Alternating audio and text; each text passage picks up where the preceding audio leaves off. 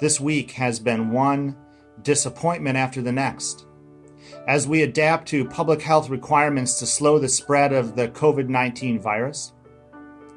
I don't know about you, but this is my first global pandemic. And the first time when everything in my life in which I looked forward in the spring season was canceled. All of us are experiencing the grief that comes from disappointment. Canceled events and lost jobs and lost income, those are no joke.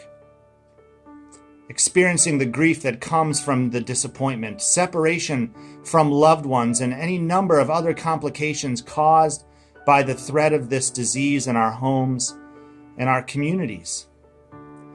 We're all doing our best. We're all struggling. We are all experiencing this together, if in our own ways. This is hard. So what do we do? The Bible was largely written by marginal peoples suffering under some form of persecution, hardship, or distress. Their situations included slavery, hunger and thirst, displacement and asylum seeking, oppression under abusers of power and wealth, exile and separation, imperial oppression that included violence, exploitative taxation, religious persecution, imprisonment, and public execution. The writers of the Bible were no strangers to suffering and death. The main character of the New Testament is arrested, convicted, and publicly executed on a cross as a traitor. God knows death.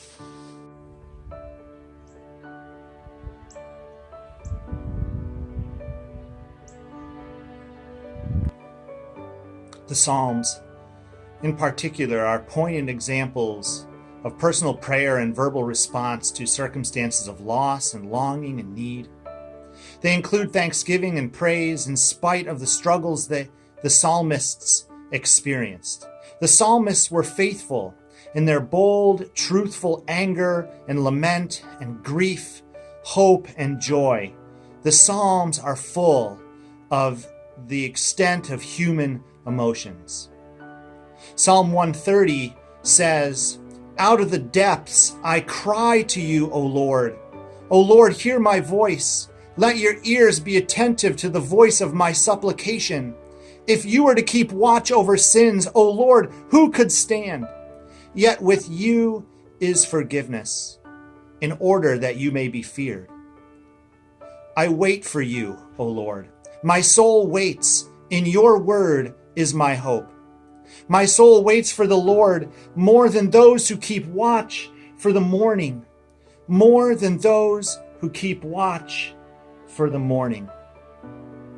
O Israel, wait for the Lord, for with the Lord there is steadfast love. With the Lord there is plenteous redemption. For the Lord shall redeem Israel from all their sins." Out of the depths, the psalmist cried out to God. The depths, overwhelming despair, grief, fear, disappointment, loss. Maybe we are in over our heads. Maybe we are in the depths of an overwhelming situation too. And maybe we can cry out, trusting or hoping that God is listening. The psalmist did not blame God for their suffering, but named their own sin. They are the cause of their own trouble. Or at least God is not. In fact, the psalmist believes that God is forgiving, and they acknowledge that without forgiveness, they are truly lost. Whatever they had was a gift from God, their Creator, the sustainer of life. And so in that acknowledged grace, the psalmist declares that they wait. The soul waits for the Lord more than watchmen for the morning, waiting for the dawning of a new day, waiting for night to end and light to return. Imagine how dark it was in the world without artificial light. Imagine how dark it was in the world before we understood how things like viruses actually work. Some nights must have seemed so long, especially ones that involved suffering. But the psalmist pleads for his people to wait for the Lord, because with God there is unending love, plenteous redemption.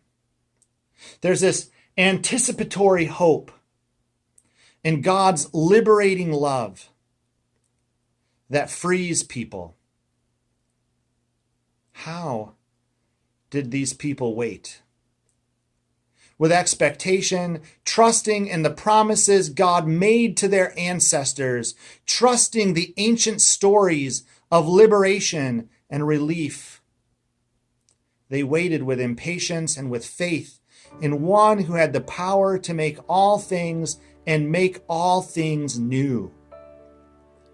They waited with tears in their eyes and worry in their minds and grief in their guts. They waited with impossible hope for God to be God and bring about blessing and goodness and mercy and divine love that does not fail. They waited because they were powerless to act, to bring about their preferred future. They needed God to do that.